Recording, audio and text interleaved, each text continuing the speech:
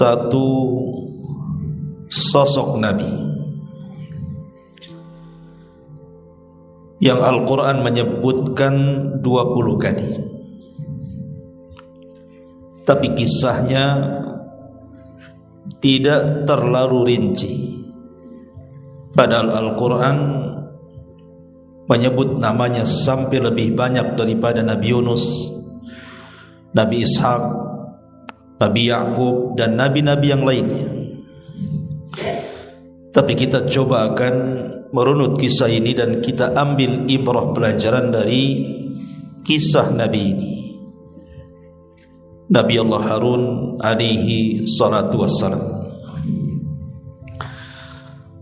Sering saya ulang-ulang kepada antum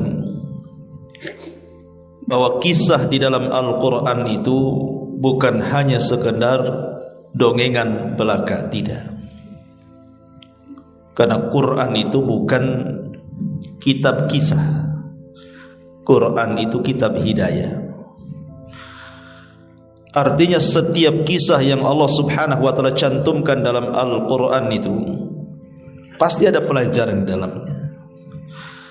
Makanya Allah Subhanahu wa taala katakan faqsusil qasasa la'allahum yatafakkarun.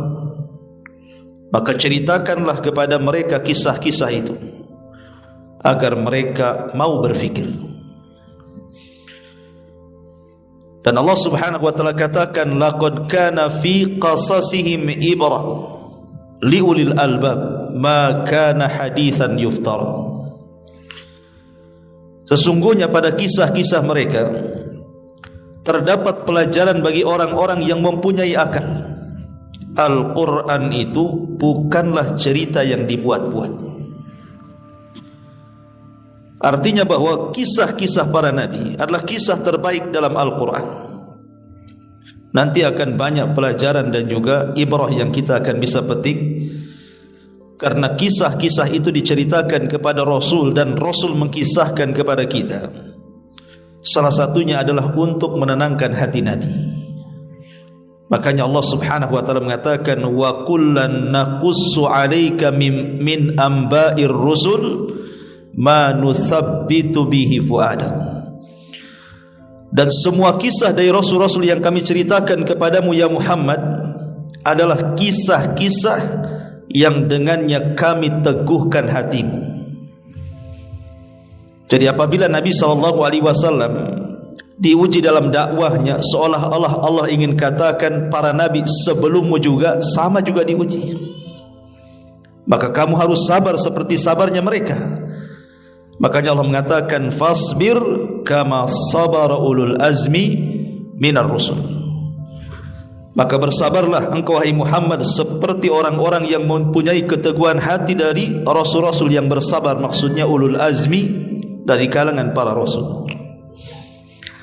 Baik, ma'asyiral muslimin yang dimuliakan Allah Azza wa Jalla. Sebelum saya kisahkan kisah Nabi Harun alaihi salatu wassalam,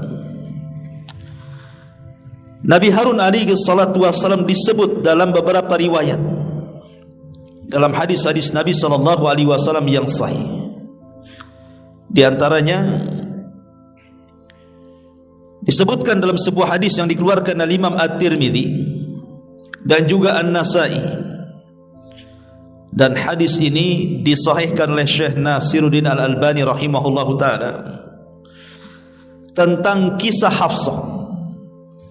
Jadi Hafsah ini suatu ketika mencela Safiyah, dan dua-duanya istri Nabi. Hafsah putri daripada Umar bin Khattab, tapi Safiyah ini adalah putri daripada seorang Yahudi, Huyai ibn Akhtab. Jadi Hafsah ini mencela Safiyah dan mengatakan ya binta Yahud, wahai putri Yahudi. Maka disebut putri Yahudi, maka Safiyah pun menangis, tidak terima dengan panggilan seperti itu. Maka dia mengadu kepada Nabi SAW. Kemudian Nabi mengatakan wa ma yubkiki, apa yang membuat anda menangis wahai Safiyah? Qalat, maka Safiyah mengatakan qalat li Hafsatu inni bintu Yahudi. Tadi Hafsah memanggil-manggil diriku dengan sebutan putri Yahudi. Memang dia putri Yahudi, memang ayahnya kan Huyai ibn Akhtab, tapi jangan kemudian disebut-sebut seperti itu maksudnya. Makanya Nabi SAW menghibur Safiyah dan mengatakan, wa innaki la bintu nabiyyin wa inna ammaki la nabiyyun wa innaki tahta nabiyyun fa fima tafkharu alayki. Kata Nabi SAW, ya Safiyah, kamu harus berbahagia. Kamu itu keturunan seorang nabi. Bapakmu lo seorang nabi. Maksudnya bapak di sini artinya kakek buyutmu seorang nabi. Maksudnya siapa? Harun. Safiyah ini turunan Nabi Allah Harun alaihi salam. Dan sesungguhnya pamanmu juga nabi. Siapa yang dimaksud paman di sini? Nabi Musa. Karena Harun dengan Musa ini kan bersaudara. Bapakmu seorang nabi, pamanmu seorang nabi, dan engkau berada di bawah seorang nabi. Maksudnya aku. Lalu apalagi kebanggaan daripada itu, wahai Safiyah? Maka kemudian Nabi SAW melirik Hafsah dan mengatakan, ya Hafsah, ittaqillah, bertakwalah kau kepada Allah, jangan mencela orang lain. Dari sini Nabi SAW juga menikahi salah satu wanita turunan Nabi Harun, Safiyah bintu Huyai ibn Akhtab, Ummul Mukminin radhiyallahu anha. Ini juga Nabi Harun disebutkan dalam hadis ini. Kemudian hadis yang kedua yang dikeluarkan oleh Imam Al-Bukhari dari Anas ibn Malik radhiyallahu an, dari Malik ibn Sa'sa'ah radhiyallahu an. Kisah yang masyhur dalam peristiwa Isra dan Mi'raj. Salah satu nabi yang ditemui Nabi SAW dalam peristiwa Isra Mi'raj di langit kelima itu siapa? Harun. Nabi SAW berjumpa dengan Nabi Harun di langit kelima. Kemudian ketika Nabi SAW diajak Jibril dan Jibril mengetuk pintu langit yang kelima, kemudian penjaga langit mengatakan, man, siapa anda? Kata Jibril, saya Jibril. Waman ma'aka, dan siapa yang bersamamu? Kata Jibril, Muhammad. Awaqad uhiya ilaihi, apakah sudah diperintahkan dia boleh naik? Maka Jibril mengatakan ya. Akhirnya kemudian Jibril dan Rasulullah naik ke langit kelima. Di situ diperjumpakan dengan Harun. Kata Jibril, ucapkan salam kepada Harun. Maka Nabi SAW mengucapkan salam kepada Nabi Allah Harun, dan Harun pun menjawabnya. Kemudian Harun mengatakan, marhaban bi akhin salih wa nabiyyin salih. Selamat datang saudaraku yang baik dan seorang nabi yang baik. Dari sini Nabi SAW pernah berjumpa dengan Nabi Harun. Ini hadis kedua. Hadis ketiga, ketika Nabi SAW hendak berangkat ke Tabuk tahun ke-9 Hijriah, dan itu perang terakhir yang dipimpin Nabi, perang Tabuk, dan musuhnya adalah Nasrani Romawi. Jadi ketika itu Ali radhiyallahu anhu diperintahkan Rasul untuk tidak ikut perang dan mewakili dirinya untuk memimpin kota Madinah.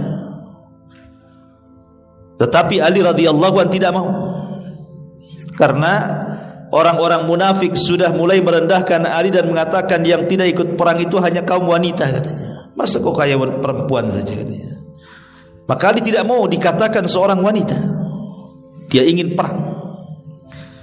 Maka Nabi SAW mengatakan kepada Ali radhiyallahu an, ya Ali, amma tarada an takuna minni bimanzilati Harun mi Musa. Wahai Ali, tidakkah kau rida kedudukanmu di hadapanku seperti kedudukan Nabi Harun di hadapan Nabi Musa? Ketika Nabi Musa pergi hendak mengambil Taurat di Bukit Saina selama 40 malam, maka Bani Israel yang memimpin siapa? Harun. Jadi Musa meminta kepada Harun untuk memimpin Bani Israel. Lah sama Nabi SAW hendak berangkat ke Tabuk, Rasul meminta Ali untuk menggantikan dia di kota Madinah. Makanya Rasul mengatakan, maukah engkau wahai Ali kedudukanmu di hadapanku seperti kedudukan Harun di hadapan Musa? Dari 3 riwayat ini menunjukkan bahwa Harun disebut di 3 riwayat hadis sahih ini. Ma'asyiral muslimin yang dimuliakan Allah Azza wa Jalla, lalu bagaimana kisah Nabi Harun ini? Tadi saya sebutkan bahwa Al-Quran menyebut kisah Nabi Harun itu di 20 kali, tersebar di beberapa surat di dalam Al-Quranul Karim. Di antaranya disebut dalam surah Toha yang paling banyak, kemudian surah Al-Mu'minun, kemudian surah Al-Furqan, kemudian surah Asy-Syu'ara, kemudian surah Al-Qisas, kemudian surah An-Nisa, kemudian surah juga Al-A'raf, Al-Anbiya, Asy-Syu'ara dan juga As-Saffat. Di surat-surat inilah dikisahkan tentang Harun. Adapun nasabnya, nasab Nabi Allah Harun alaihi salatu wassalam, Harun ibnu Imran ibni Qahis ibni Lawi ibni Ya'qub ibni Ishaq ibni Ibrahim alaihi salatu wassalam. Jadi Harun dia putra daripada Imran, dan Imran keturunan Lawi, dan Lawi keturunan Ya'qub, Ya'qub keturunan Ishaq, sampai nasabnya kepada Ibrahim alaihi salatu wassalam. Jadi jalur keturunan Harun sampai kepada Lawi ibnu Ya'qub, karena Lawi adalah putra Ya'qub yang banyak menurunkan para nabi. Di antara 12 putra Ya'qub itu, yang paling banyak menurunkan turunannya jadi nabi itu adalah keturunan Lawi. Beda dengan Yahuda yang kaumnya disebut Yahudi, itu banyak keturunannya menurunkan para penguasa, para raja. Baik, ma'asyiral muslimin yang dimuliakan Allah Azza wa Jalla, setelah kita tahu nasabnya, lalu bagaimana kemudian Allah Subhanahu wa taala menciptakan makhluk yang mulia, seorang nabi yang disebut 20 kali dalam Al-Qur'an ini, Nabi Allah Harun ini. Jadi disebutkan di dalam surah Al-Qasas ayat 4. Allah Subhanahu wa taala berfirman, "Inna fir'auna 'ala fil ardi wa ja'ala ahlaha syi'an yastad'ifu ta'ifatum minhum yudhabbihu abna'ahum wa yastahyi nisa'ahum innahu kana minal mufsidin."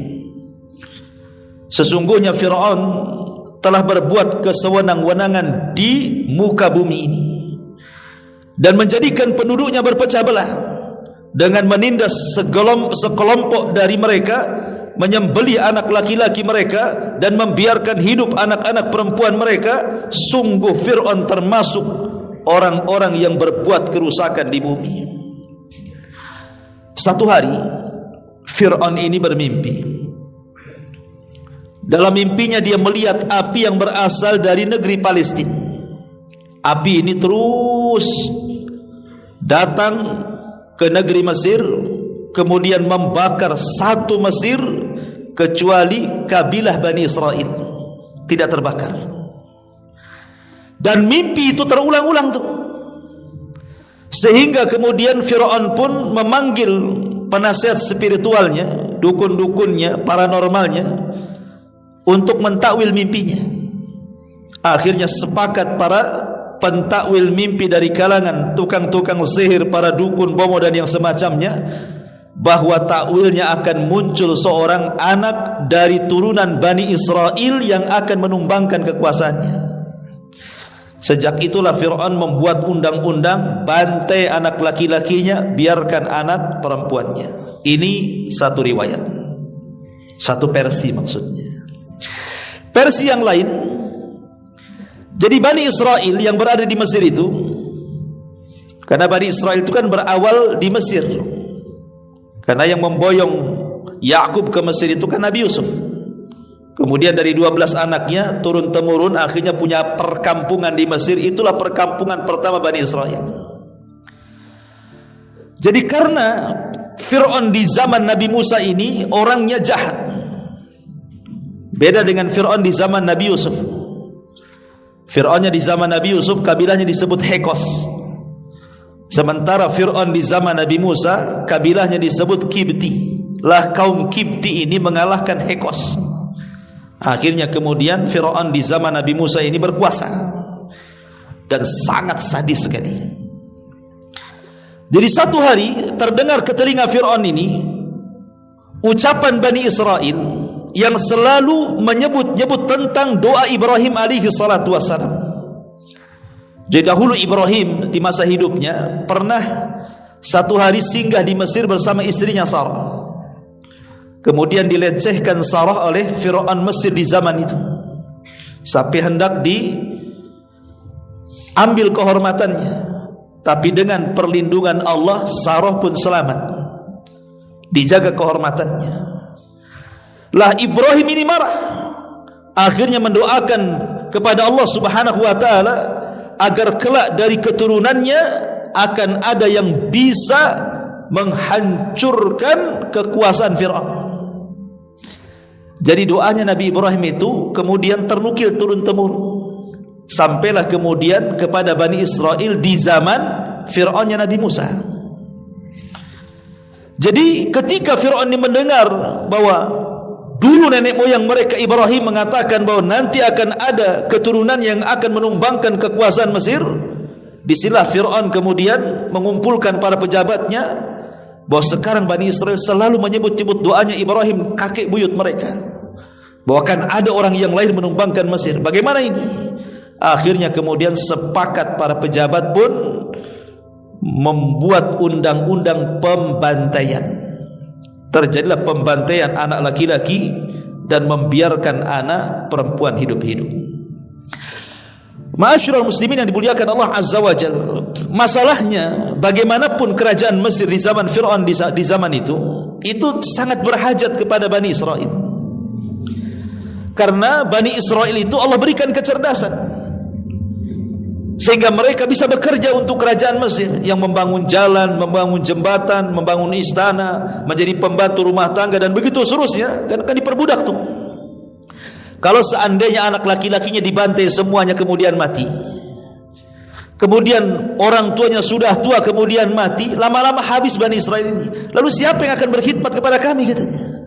Jadi para pejabat ini terpikir nih, kalau ras Bani Israel habis, siapa yang akan bekerja kepada kami, katanya.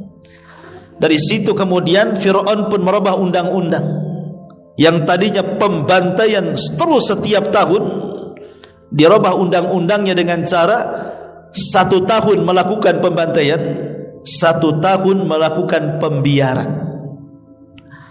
Lah di tahun ketika tidak ada pembantaian, tahun pembiaran, disitulah lahir Nabiullah Harun alaihi salam. Kemudian selang 1 tahun setelahnya, ada yang mengatakan 3 tahun setelahnya, ketika tahun pembantaian, lahirlah Nabi Musa alaihi salatu wassalam. Jadi jarak Musa ke Harun ada yang mengatakan 1 tahun, ada yang mengatakan 3 tahun. Jadi Harun itu abangnya, Musa itu adiknya. Inilah kisah kelahiran Nabi Allah Harun alaihi salatu wassalam. Ma'asyiral muslimin yang dimuliakan Allah Azza wa Jalla, adapun kehidupan Harun tidak banyak dikisahkan, karena di dalam Al-Quranul Karim apabila kita bercerita tentang Nabi Harun tidak lepas daripada kisah Nabi Musa masalahnya. Dan kebanyakan kisah dalam Al-Quran atau hadis-hadis Rasul itu banyak menceritakan Musa tapi tidak banyak menceritakan Harun, sehingga kita tidak tahu bagaimana besarnya Nabi Harun. Karena perjumpaan Harun dengan Musa pun itu sangat lama, di mana Harun berada di kampung Bani Israel sementara Musa berada di istana Fir'aun. Dan Musa berada di istana Fir'aun itu sampai 20 tahun lamanya, tidak berjumpa dengan Harun. Selepas itu kemudian terjadi pembunuhan. Musa membunuh tanpa sengaja seorang anak muda dari kaum Kibti yang bermasalah dengan pemuda Bani Israel. Akhirnya kemudian Musa kabur dari Mesir ke mana? Ke Madian. 10 tahun lagi di Madian. Jadi tidak pernah berjumpa dengan Harun. Jadi sudah besar itulah baru berjumpa. Jadi sangat sedikit sekali kisah Nabi Harun. Dari kecil sampai besar hampir tidak dikisahkan. Yang dikisahkanlah perjalanan Nabi Musa di istana sampai ke Madian. Yang jelas bahwa ketika Nabi Musa alaihi salatu wasalam pulang dari Madian, kemudian di tengah perjalanan Allah subhanahu wa ta'ala mengangkat Musa menjadi Nabi dan Rasul untuk berdakwah kepada Fir'aun. Maka dari sini Allah subhanahu wa ta'ala memerintahkan Musa untuk mendakwahkan tauhid. Masalahnya Musa ini kan pertama tinggal di istana. Dia tidak bergaul. Lain dengan Harun kan bergaul gitu ya. Karena memang hidup di tengah-tengah kabilah. Kalau ini kan hidup di istana. Ya, pergaulannya dengan istana. Kemudian pergi ke Madian, ke negeri Arab. Sehingga bahasa yang biasa diucapkan oleh orang-orang Mesir itu agak susah. Musa itu tidak punya kefasihan di situ. Samalah saya ini orang Sunda, karena lama di Batam, kalau pulang tuh gagap mau ngomong Sunda. Ya, harus dikarantina dulu 3 bulan baru lancar. Ya. Kalau langsung datang ya bahasa Indonesia yang keluarnya lah. Jadi akhirnya kemudian Nabi Musa alaihi salatu wassalam kurang pede itu berdakwah sama Fir'aun itu. Karena tidak punya kefasihan bahasa. Dari situlah kemudian ketika dia berjumpa dengan Harun, dia melihat sisi kelebihan Harun, abangnya ini. Dia kalau ngomong fasih, orator, retorikanya bagus begitu kan. Kemudian orangnya lembut. Makanya akhirnya kemudian Musa pun meminta kepada Allah subhanahu wa ta'ala untuk menjadikan Harun itu sebagai teman dia berdakwah menuju Fir'aun. Dari sini Allah subhanahu wa ta'ala katakan dalam surah Toha ayat 29 dan 34 sampai 34, Qala Rabbi srah li sadri wa yassir li amri wahlul uqdatam min lisani yafqahu qawli waj'al li waziran min ahli Harun akhi ushdud bihi azri wa asyrikhu fi amri kay nusabbihuka katsira wa nudzakkiraka katsira innaka kunta bina basira qala qad utita su'laka ya Musa. Musa pun mengatakan sebagaimana Allah firmankan dalam Al-Qur'an, ya Allah lapangkanlah dadaku, mudahkanlah urusanku, lepaskanlah kekakuan lidahku, supaya mereka bisa mengerti perkataanku, dan jadikanlah untukku seorang pembantu dari keluargaku, yaitu Harun saudaraku. Teguhkanlah kekuatanku dengan adanya dia, dan jadikanlah dia teman dalam urusanku, agar kami banyak bertasbih kepadamu dan banyak mengingat dirimu. Jadi Nabi Musa berdoa kepada Allah agar Harun dijadikan teman dia dalam berdakwah. Akhirnya kemudian Musa pun meminta agar Harun dijadikan seorang nabi. Maka Allah subhanahu wa ta'ala kabulkan permintaan Musa. Allah pun angkat Harun menjadi nabi. Jadi Harun menjadi nabi itu atas permintaan Nabi Musa. Makanya kemudian Allah katakan wa wahabna lahu min rahmatina akhahu Haruna nabiyya. Dalam surah Maryam ayat 53, dan kami telah menganugerahkan kepadanya sebagian rahmat kami, yaitu saudaranya Harun telah menjadi seorang nabi. Dan juga Allah subhanahu wa ta'ala sebutkan Harun ini dari rentetan para nabi. Sebagaimana Allah mengatakan dalam surah An-Nisa ayat 163, Inna auhayna ilaika kama auhayna ila Nuhin wan nabiyina min ba'di wa auhayna ila Ibrahim wa Ismail wa Ishaq wa Yaqub wal asbat wa Isa wa Ayyub wa Yunus wa Harun wa Sulaiman wa ataina Dawuda zabura.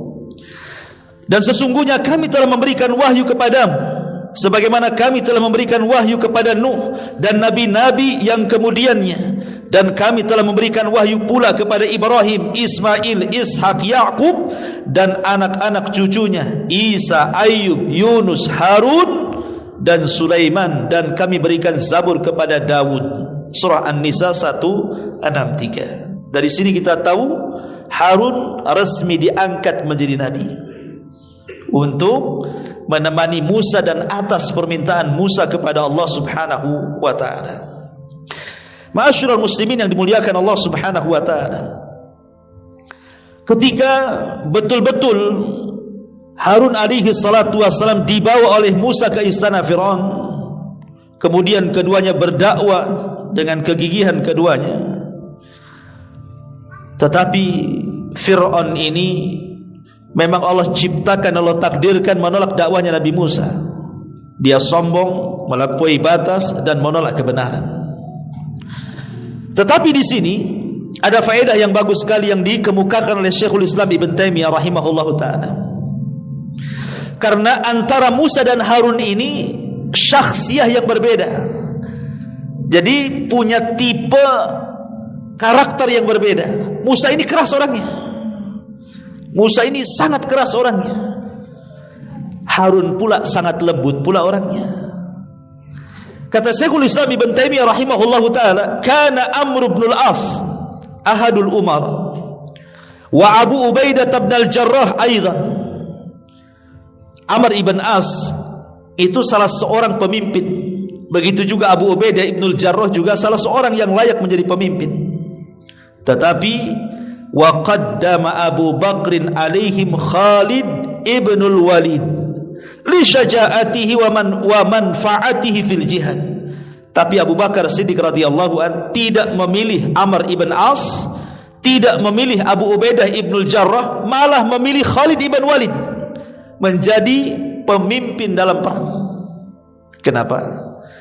Karena Abu Bakar lembut orangnya, Abu Ubaidah juga lembut orangnya, kemudian Amr bin As lembut orangnya, Khalid pula keras. Berarti yang lembut itu bagusnya dipasangkan dengan yang keras gitu maksudnya. Ya. Kenapa manfaatnya? Karena Khalid punya keberanian dalam jihad. Tetapi kata Ibnu Taimiyah, falamma tuwfiya Abu Bakrin, ketika Abu Bakar meninggal, walla Umar bin al-Khattab Abu Ubaidah amiran alal jami'. Maka Umar kemudian melengsarkan Khalid dan menggantikan dengan Abu Ubaidah bin al-Jarrah. Kenapa? Karena Umar itu keras orangnya, Abu Ubaidah lembut pula orangnya. Dibalik kan? Abu Bakar lembut, Khalid keras. Umar keras, Abu Ubaidah lembut. Harusnya seperti itu. Pamannya suami istri ini, suaminya keras, istrinya lembut sedikit kan gitu. Istrinya pula keras, suaminya agak lembut. Ini kalau keras ketemu keras jadi batu rumah tangganya, ikhwan. Ya. Ma'asyiral muslimin yang dimuliakan Allah Subhanahu wa taala. Kenapa kemudian harus seperti itu? Kata Ibnu Taimiyah, kenapa harus fawallal layyin asyadid wa wallal syadid al-layyin? Di mana penguasa yang lembut menjadikan jenderalnya yang keras, atau penguasa yang keras menjadikan jenderalnya yang lembut? Liya'tadilal amru, supaya perkara itu seimbang. Supaya perkara itu seimbang. Makanya Nabi Musa alaihi salatu wasallam yang keras orangnya memilih Harun yang lembut orangnya. Harun itu lembut sekali orangnya. Makanya Bani Israel lebih mencintai Harun dibandingkan Nabi Musa. Bani Israel itu lebih suka dengan Harun dibandingkan Nabi Musa alaihi salatu wassalam. Ma'asyiral muslimin yang dimuliakan Allah Azza wa Jalla. Adapun cuplikan kisah Nabi Harun dan Musa yang dicantumkan dalam Al-Quranul Karim adalah kisah yang disebut dalam Al-Quran dengan kisah Samiri. Disebutkan di beberapa ayat, salah satunya surah Al-A'raf ayat 150 sampai 151. Allah mengatakan, "Walamma raja'a Musa ila qaumihi ghadbanan asifan qala bi'sa ma khalaftumuni min ba'di A'ajiltum amra rabbikum wa alqal alwaha wa akhadha bi ra'si akhihi yajurruhu ilayhi qala ibna ummi innal qauma istad'afuni wa kadu yaqtulunani fala tushmit bi al-'ada wa la taj'alni ma'al qaumi zalimin qala rabbi ighfirli wa li akhi wa adkhilna fi rahmatika wa anta arhamur rahimin. Dan tatkala Musa telah kembali kepada kaumnya dengan marah dan sedih hati, berkatalah dia, alangkah buruknya perbuatan yang kalian kerjakan sesudah kepergianku, kata Musa. Apakah kamu hendak mendahului janji Tuhanmu? Dan Musa pun melemparkan papan Taurat itu, langsung memegang rambut kepala Harun sambil menarik ke arahnya. Harun pun berkata, wahai anak ibuku, karena saudaranya, sesungguhnya kaum ini telah menganggapku lemah dan hampir-hampir mereka membunuhku. Sebab itulah jangan kamu menjadikan musuh-musuh gembira melihatku, dan janganlah kamu masukkan aku ke dalam golongan orang-orang zalim. Jangan salahkan aku, wahai Musa, aku tidak sekuat kamu. Bani Israel mengancam aku, ketidakadaan dirimu itu mengancam diriku. Maka setelah kemudian Nabi Musa tahu alasannya, dijelaskan oleh Harun kenapa Nabi Harun bersikap seperti itu kepada Bani Israel ketika kepergian dia mengambil Taurat, sehingga sebagian mereka menyembah patung anak sapi yang dibentuk Samiri. Maka Musa pun berdoa kepada Allah Azza wa Jal, Rabbighfirli wa li akhi wa adkhilna fi rahmatika wa anta arhamur rahimin.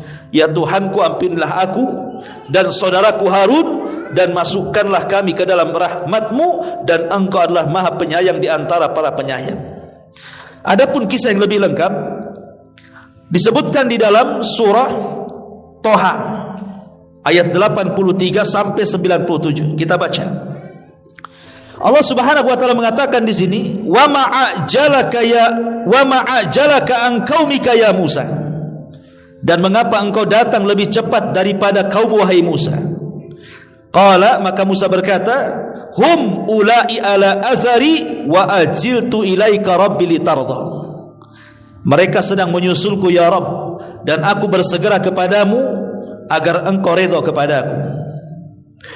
Qala, maka Allah Subhanahu wa taala berfirman, fa inna qad fattanna qaumaka min ba'dika wa adhallahumus samiri. Sungguh kami telah menguji kaum wahai Musa setelah engkau tinggalkan mereka, dan mereka telah disesatkan oleh orang yang namanya Samiri. Kisahnya seperti ini.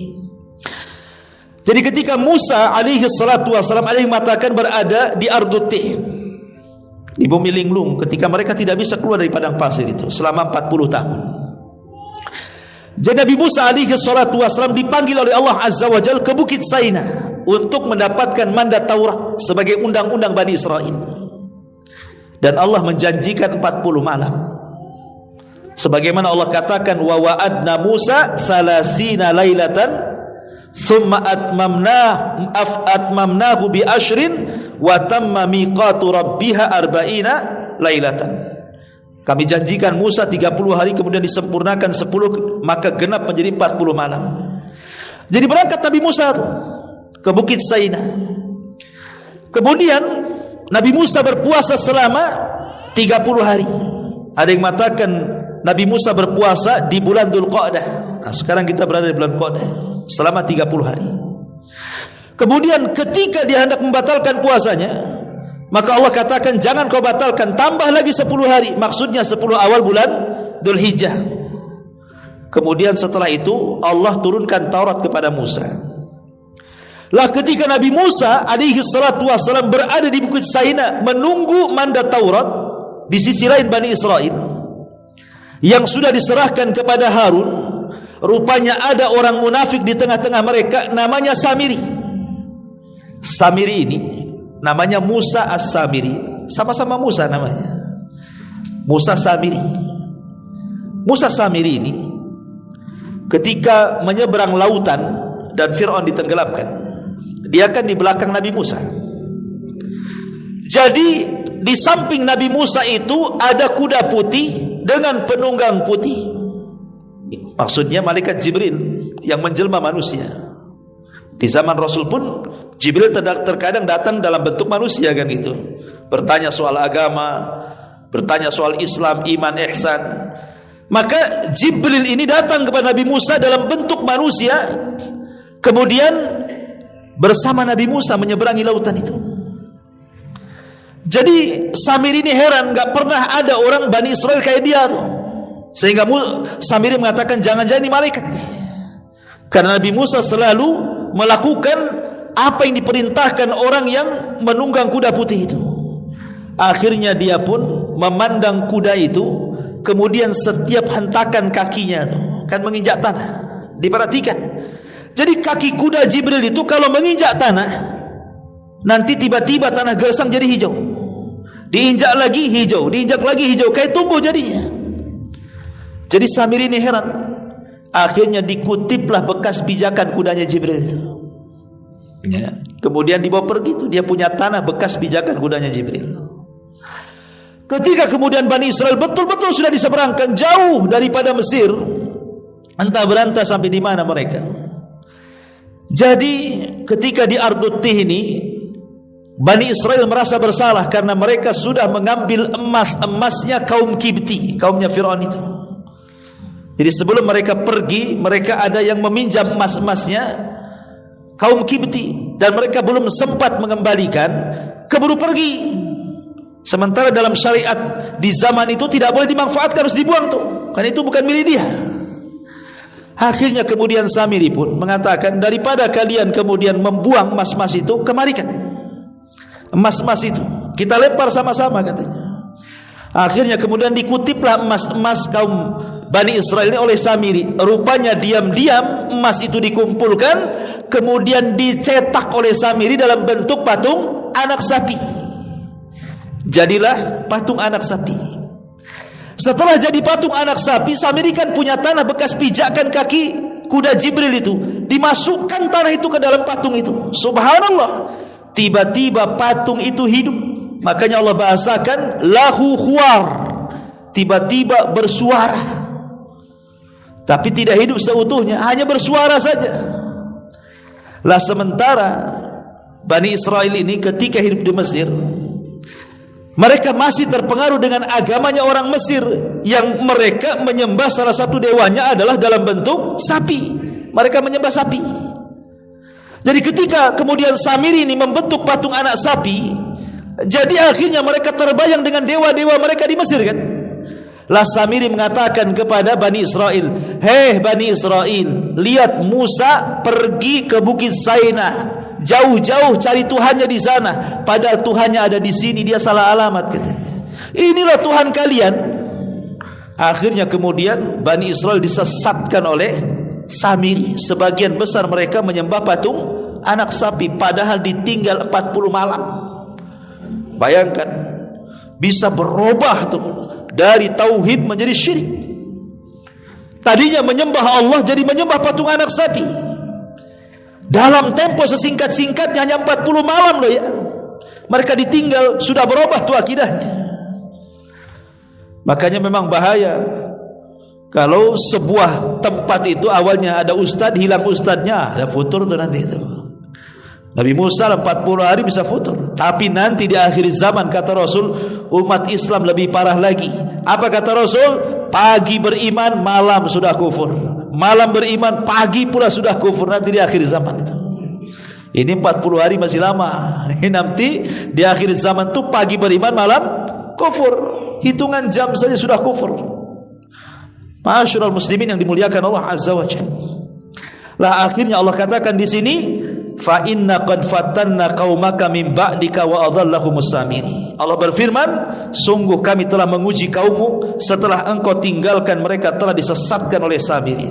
Faraja'a Musa ila qaumi ghadbanan asifa. Musa pun kembali kepada kaumnya, tahu bahwa kaumnya sudah menyembah patung anak sapi, maka dia marah dan hatinya sedih. Kemudian Musa mengumpulkan Bani Israel dan mengatakan, ya qaumi, alam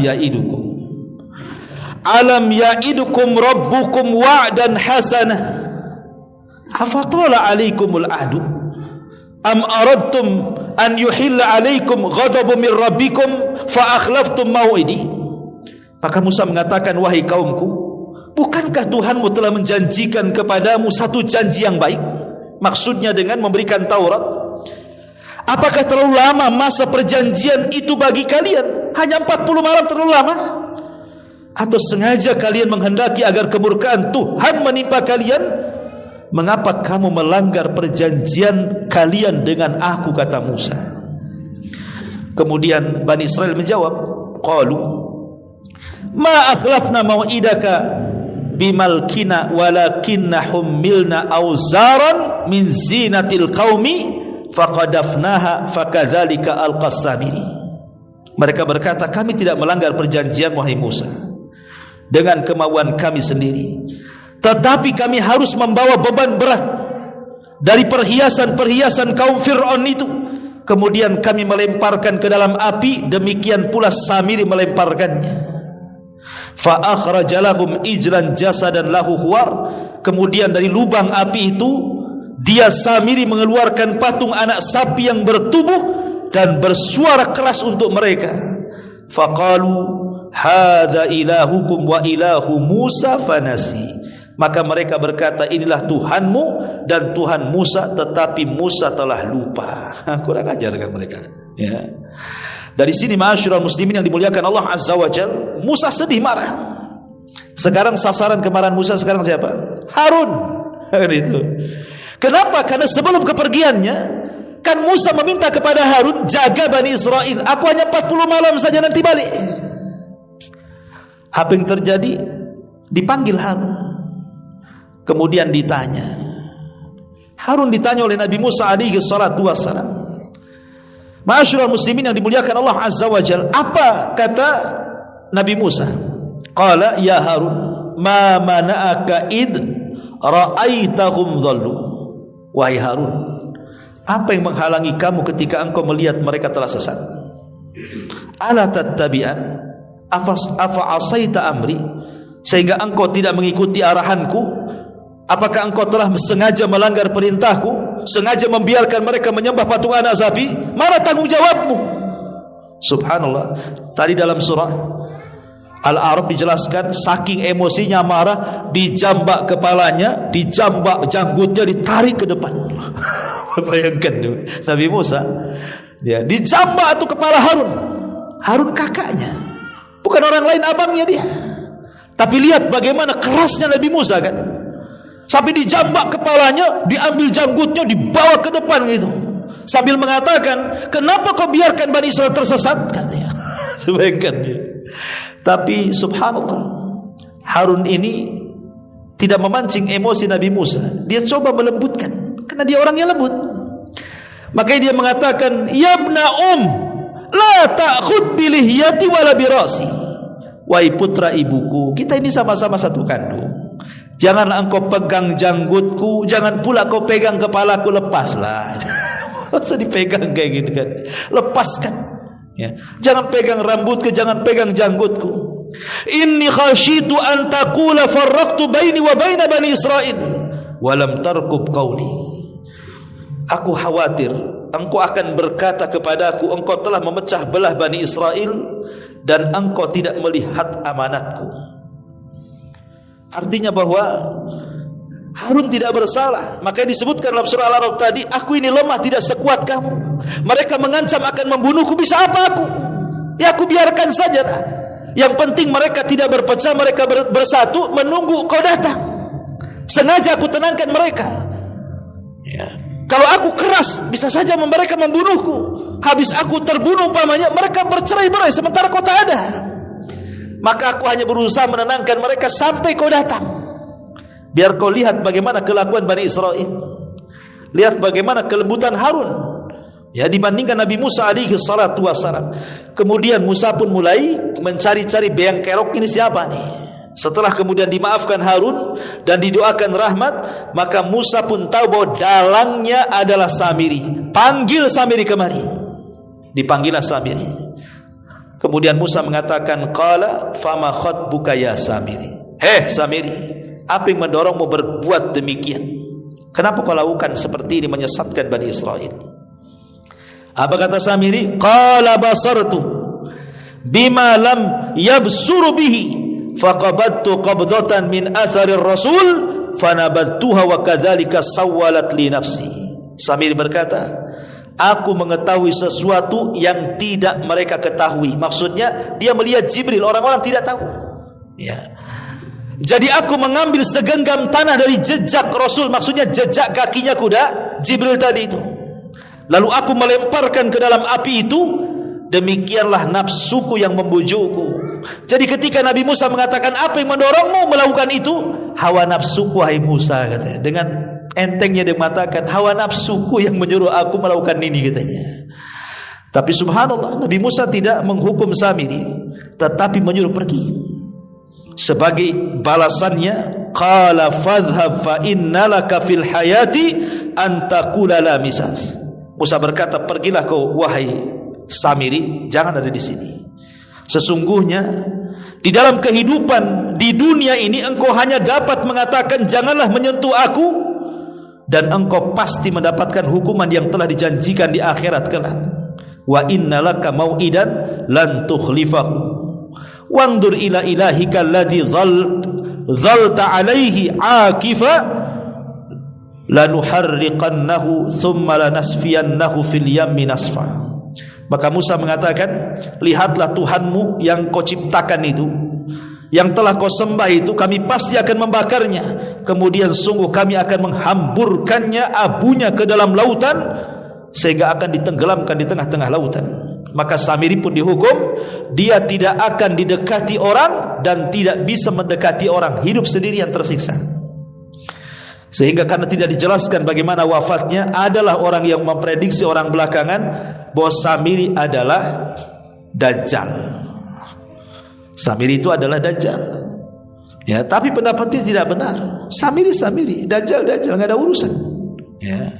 Ma'asyiral muslimin yang dimuliakan Allah Azza wa Jalla. Intinya bahwa di sini Nabi Musa dengan Harun alaihi salatu wassalam ada hubung kait berlomba-lomba dalam memperbaiki Bani Israel.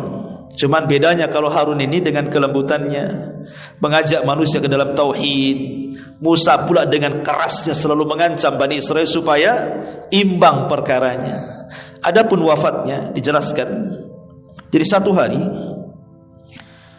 dijelaskan bahwa Allah Subhanahu wa taala mewahyukan kepada Musa lewat Jibril alaihi salatu wassalam bahwa Harun itu akan meninggal.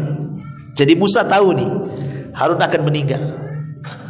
Musa tahu duluan karena Allah mengutus Jibril untuk memberitahu Musa bahwa Harun akan meninggal. Jadi akhirnya Musa pun karena tahu Harun akan meninggal, Musa membawa Harun ke tempat yang sangat jauh dari Bani Israel, ke tempat yang tinggi di pegunungan. Kemudian Nabi Musa membawa ke tempat yang indah. Di situ ada rumah yang indah, di situ ada kasur yang indah. Pokoknya menyenangkan. Jadi Musa menyenangkan saudaranya Harun. Ketika sampai di tempat itu, Harun takjub dengan rumah, dengan kasur yang empuk, yang indah, dengan pemandangan yang indah. Kemudian tiba-tiba Harun mengatakan kepada Musa, uhibbu an anama ala hadas sarir. Wahai Musa, izinkan aku, nampaknya aku ingin berbaring di kasur itu, katanya. Boleh enggak? Maka Musa mengatakan, nim alaihi, tidurlah kau di situ. Faqala Harun mengatakan, inni akhafu an ya'tiya sahibul bait fayaghdab minni. Tapi masalahnya rumah siapa? Kalau aku tidur di sini tiba-tiba datang pemilik rumah, kemudian dia marah kepada aku, apa yang harus aku katakan? Maka Musa mengatakan, la takhaf, jangan kau takut. Tetap aku bersamamu di samping, tidur saja. Akhirnya kemudian Harun pun tidur dan Allah takdirkan malakul maut datang. Kemudian mencabut ruhnya Harun di atas pembaringan. Kemudian rumah itu diangkat ke langit. Kasur-kasurnya, tempat tidurnya Harun pun diangkat ke langit semuanya. Kemudian Musa pun duduk sendirian. Setelah itu Musa pergi menemui Bani Israel. Bani Israel bertanya, aina Harun? Di mana Harun? Tadi berangkat berdua, kok datang sendiri pula? Di mana Harun? Maka Musa mengatakan, Allah sudah mengambilnya. Marah Bani Israel, menuduh bahwa Musa membunuh Harun. Karena sekali lagi Bani Israel itu lebih cinta kepada Harun dibandingkan Musa, kan itu. Ketika kehilangan Harun, marah Bani Israel. Kau membunuhnya ya katanya. Kata Musa, aku tidak membunuhnya. Maka khawatir Bani Israil menuduh dia seorang pembunuh. Maka Musa pun berdoa kepada Allah Subhanahu wa taala. Setelah berwudu kemudian salat 2 rakaat, dia menegak tangannya kemudian mengatakan kepada Allah, "Ya Rabb, buktikan bahwa Harun itu sudah meninggal dan aku tidak membunuhnya." Maka Allah turunkan kembali Harun dalam kondisi sudah meninggal di atas kasur itu. Turun dari langit itu. Kemudian disaksikan Bani Israil bahwa Harun betul-betul meninggal. Akhirnya percaya Bani Israil bahwa Musa tidak membunuhnya, tapi Allah menghendaki bahwa Harun memang sudah waktunya dijemput ajalnya. Ma'asyiral muslimin yang dimuliakan Allah Azza wa Jalla, sejarah singkat karena memang untuk mencari maklumat tentang kisah Harun agak sulit karena kisahnya juga terbatas ya. Jadi hanya bisa mengambil dari tekstual Al-Qur'an dan beberapa pendapat para ahli tafsir seperti Al-Qurtubi dan yang lainnya. Wallahu a'lam bishawab. Saya kira cukup sampai di sini. Mudah-mudahan ada manfaatnya. Subhanaka bihamdika asyhadu an la ilaha illa anta astaghfiruka wa atubu ilaik. Allahu ta'ala alam. Assalamualaikum warahmatullahi wabarakatuh.